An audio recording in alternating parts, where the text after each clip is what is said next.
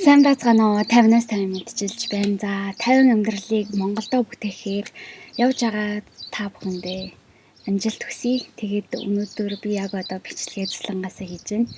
Тэгээд өнөөдөр би юуны тухай ярмаар байна гэхээр одоо амжилтанд хүрэхийн тулд бид нэр хийх ёстой маш их олон ажлууд байдаг болон одоо тэр олон ажлуудаа хийж гүйцэтгэхэд яаж урам зориг авах вэ? Яаж ирч хүч авдаг вэ гэдэг өөрийнхөө одоо аргыг та нартай хуваалцъя. Тэгээд бичлэгээ дуустал нь үзээрэй.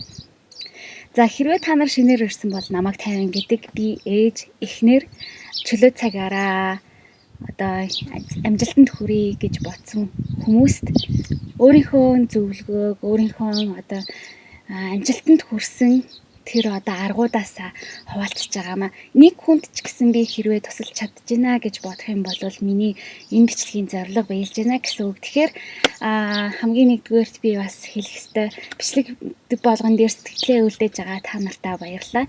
Бичлэг бүрийнхээ сэтгэлийг би бүгднгийн уншдаг юм шүү. Тэгээд өнгөрсөн хуучин бичлэг байсан ч гэсэн шинэ бичлэг байсан ч гэсэн сэтгэлээ үлдээж бичиж байгаа та бүхэндээ баярлалаа. Ингээд байхаар надад бас их гоё урам зориг өгдөг юм. Тэгээд өнөөдрийн бичлэгийн одоо сэтгэлийг эндээс хараарай. Хэрвээ та нар миний одоо бичлэг дээр дараагийн бичлэг дээр орохыг хүсчихвэл энэ бичлэгийн доор сэтгэлээ бичиж үлдээгээд ороорой. Тэгээд магадгүй та нарын асуусан асуултаар би бас бичлэг хийх болох юм аа. Тэгээд яаж зорилтондоо хүрэх вэ? Би ямар аргыг хэрэгэлдэг вэ гэхээр эхлээд би өөрийнхөө дуртай зүйлийг хийж тархиа сайхан ажиллаж хагаад тэгээд цаашаага одоо хийх ёстой зүйлсээ хийдэг. Одоо ингээд энэ охинтой ярилцлагыг үзээрэй. Тэгээд дөрвөө одоо яаж хийсэн баталгаа зүйлс одоо өгүүлбэр зохиогоод авах вэ? Өгүүлбэр зохиохоосоо илүү чамайг би ном уншаад хуулан бичлэг хийвэл илүү дээр.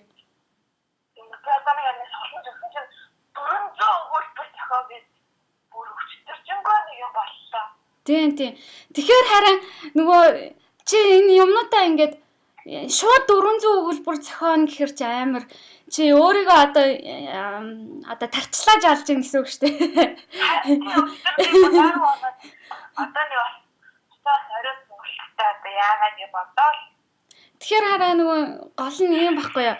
Чи ингээд одоо чи ингээд өөртөө айгүй гой зорилго тавьсан тэрийг ингээд биелүүлэхэд байж штэ. Гэтэл чи өөрийгөө ингээд бүр тарчлаад зовоож байгаа юм шиг 4-5 цаг 400 өгүүлбэр зохиох гээд ингээд суугаар чи яаж ийна гэхээр чиний нөгөө тэр зоргийг чи мохоох байхгүй юу?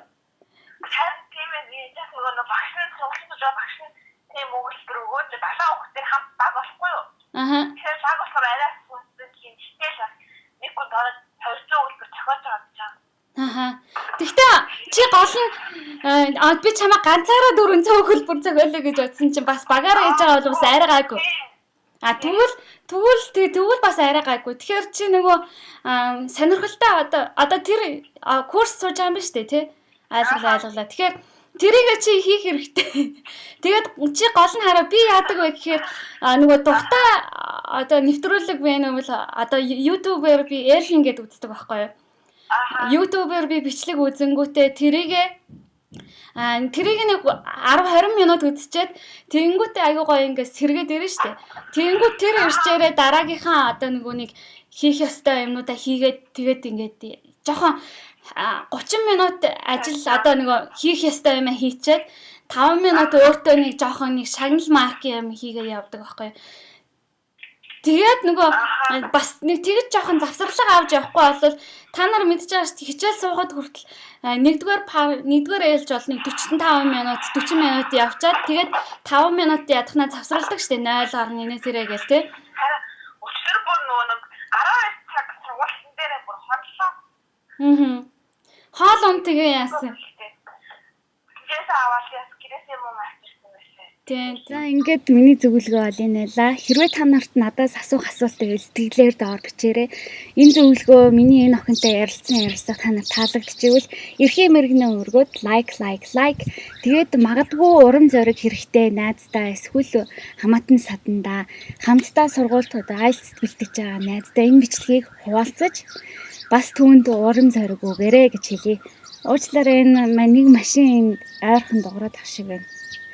За ямар ч байсан эргээгээд нэг зүйлийг хэлэхэд миний бичлэгүүдийг би монголоор 50-аас гээд энэ суваг дээр хийдэг. 50's Haven гээд англиар хийдэг байгаа YouTube дээр. Тэгэхээр зарим одоо яг чухал гэж бодсон зөвлөгөөнүүдээ би SoundCloud дээр подкаст хэлбэрээр тавьсан байгаа. Подкаст гэдэг маань одоо радиогийн ярилцлага хэлбэрээр зөвхөн одоо MP3 хэлбэрээр уучлаарай MP3 хэлбэрээр авах боломжтой гэсэн үг. За тэгээд та нар зуныхаа амралтаар ч гэсэн өөрсдийнхөө амжилт, зорилго одоо мөрөөдлийнхөө төлөө өөрийнхөө цаг заавыг сайхан өнгөрүүлээрэй гэж хэлэх байна. Тэгээд эцэст нь хэлэхэд зуршлын хүч гэдэг номыг уншаарай. Та нарын одоо амьдралыг бол өөрчлөх болно. Миний ярьж байгаагаас илүү гоёор одоо шинжлэх ухааны үндслэлтэй тайлбарлалтайгаар бүр яг өдрийг тэг өөрийнхөө өдөр болгон яаж амжилтанд хүрэх одоо яаж зорилгодоо хүрэх вэ гэдэг одоо тэр талаараа бол гоё зөвлөгөө өгсөн байгаа. Тэр номыг энэ номоос аваараа 20,000 төгрөг гэж хэлээ. Интернетээр яг англиар нь бол бас олж авч болох бах. За ямар ч байсан ингээд өнөөдрийг сайхан өнгөрүүлээрэй. Дараа уулзлаа, баяртай. Тайван амьдралыг Монголдоо. Миний сувгийг subscribe улаан тавчийг дараад захиалаарай.